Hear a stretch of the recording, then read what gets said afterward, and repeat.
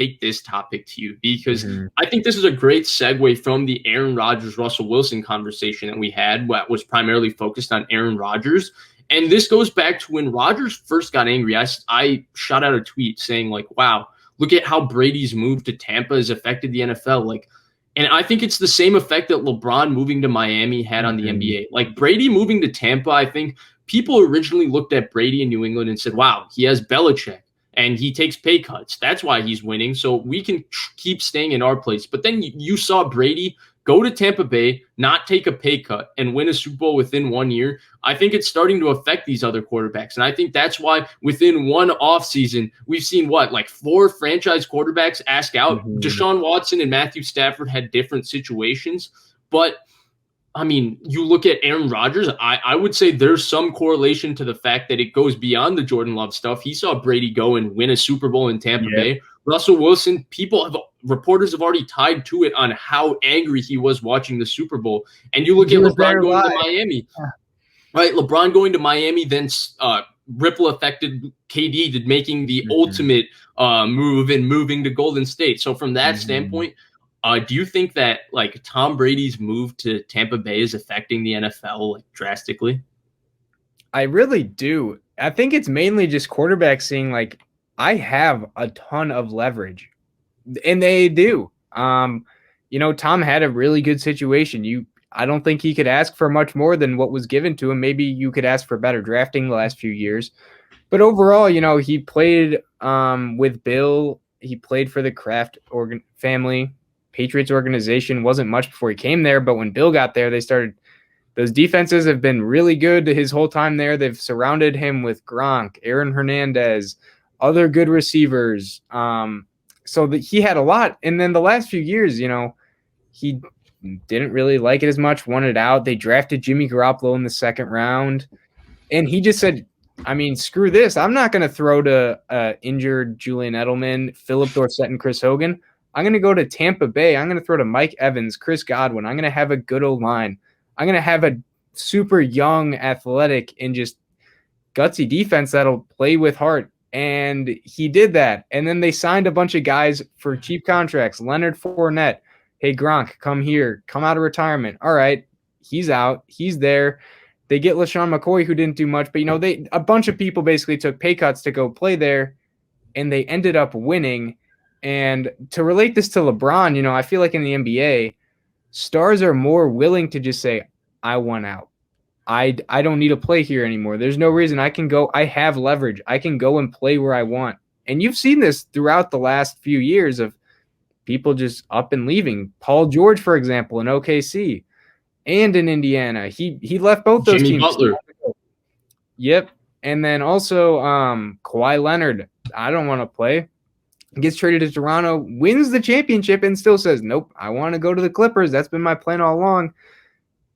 Players are getting more and more leverage, I think, in both the NFL and NBA. And I see the ripple effect for sure. Yeah, and I think it's actually a positive. I think that oftentimes, I get it from the fans' perspective. Like, you get tied to this quarterback and you want him to be the quarterback for your team.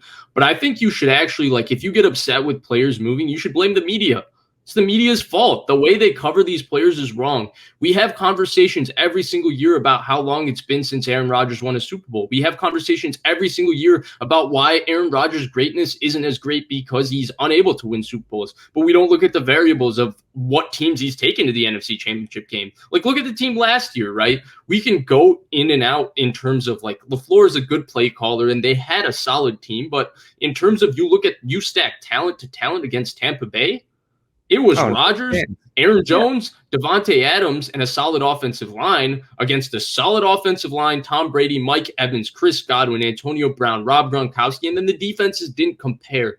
The Bucs defense was way faster. They were way better coached. They were way more physical. They were stronger. They were better in every department, essentially, than the Packers defense. So you look at stuff like that, but what does the media do? They blame Aaron Rodgers. And now Tom Brady is kind of given this license to the NFL. And this was a conversation I actually had and for a small time with Grant 2 weeks ago on after, or 2 months ago, after the Bucs won the Super Bowl, I was like, you look at what's happening with Russell Wilson. I think more and more quarterbacks are going to start asking out and trying to get themselves to better situations.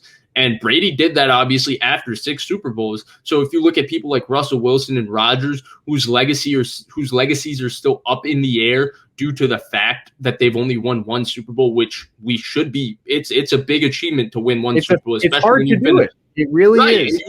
And you've been a consistently great. They haven't been consistently good. They've been consistently great quarterbacks in the NFL. So you look at stuff like that, and people keep asking the question, well, are they good enough? They haven't won a Super Bowl. They're not that good because they haven't won a Super Bowl and all of that. It makes more sense to get yourself to the best possible situation. Like, sure, Russell Wilson, you and Aaron Rodgers both have blame, right? Like, Aaron Rodgers didn't play as well in, say, the 2015 NFC Championship game.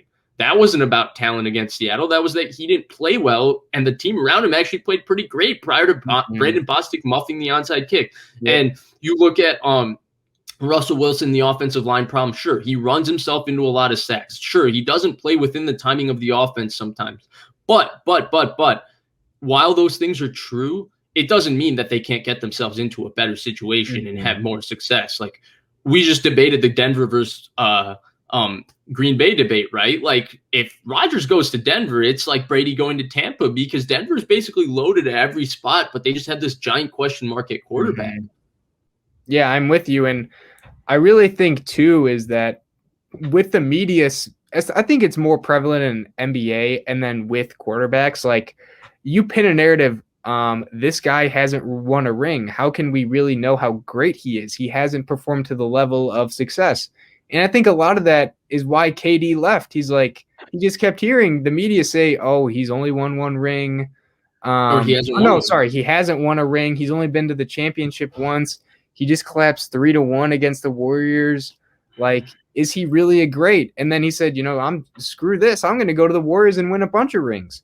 And he did exactly that. Now, his legacy is good and bad because of that, because a lot of people are like, well, he just joined, an already established organization that won 73 wins, while other people will point and say, well, he has his rings now. What's there to complain about? So it's a double-edged sword in that sense. Right. But in my opinion, he always asks the right questions. He goes, why? Because his legacy is not created by him. His legacy is created by people that write the story for his career, which is the media, and they have a lot of benefits to sports. So I'm not saying that. I mean, Blake and I are technically like the lowest form of media, because we're just kind of like opining about sports. But yeah, but the thing, in my opinion, that sets KD apart is that you're not evaluating his individual skill as a basketball player.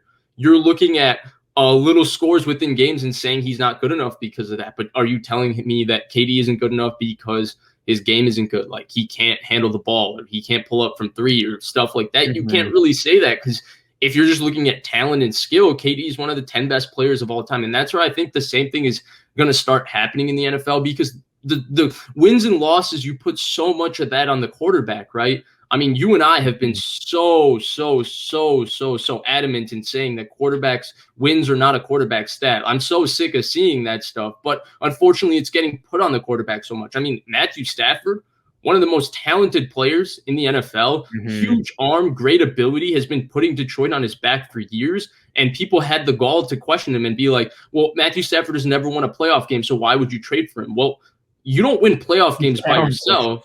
Right. So I think it has to do with the way the sport is covered. I think a lot of that is what causes this type of agitation with athletes. And I think from that standpoint, if you don't want, I think that's where I'm pro athlete and go wherever you want. Because if you don't want that athlete to move, then we need to change the culture of how we speak about athletes and how we talk about their legacies, quote unquote, within a sport.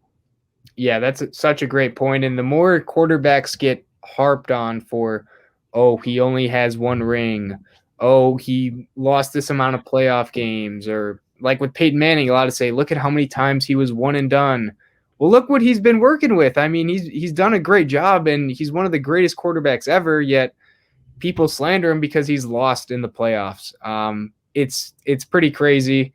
And yeah, the more you tie, I think, quarterback wins to a quarterback, that's when it starts making quarterbacks say, all right, I'm done with this situation. I'm surrounded by not the best organization. Why don't I just go somewhere else improve my situation? Like, why do I have to remain loyal to this team when they can't provide for me what, say, Tampa just did for Tom? Or, you can think of a ton of other examples. But I think even with you, and you've experienced this, is the whole Jimmy G thing. And a lot of people tie wins with the Niners to his legacy and why we should hold on, or why they should hold on to him, where it looks like the organization just said, we see Trey Lance here and we like him a lot. Why don't we just go up and get our guy? He may not have the same amount of wins as Jimmy or the same winning percentage when he's healthy, but we think he gives us a better chance to win. That's the irony, right? Because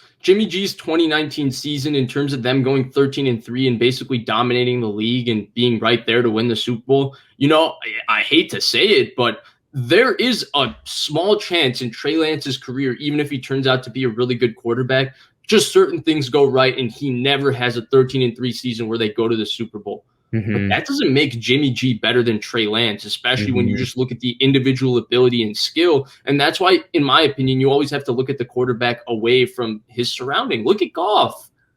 Goff is 3 out of the last 4 years made the playoffs. He always has a 2-to-1 touchdown to interception ratio. He's always right there near 4,000 yards. His EPA and all the higher level efficiency stats, which actually measure the efficiency of the offense rather than the quarterback, all look great and all of that. But look, the Rams just dumped Goff. So that should tell you all you need to know about what people, or at least the Rams, felt about wins and quarterback stats. And I think that if you look at going back to this situation with Tom Brady and him moving to the Bucs and LeBron moving to Miami, and you look at that again, if you don't want athletes to move, well, first of all, they should be allowed to move. But if you don't want them to move to better situations, then don't constantly slander them for not being able to succeed like another athlete who is in a better situation.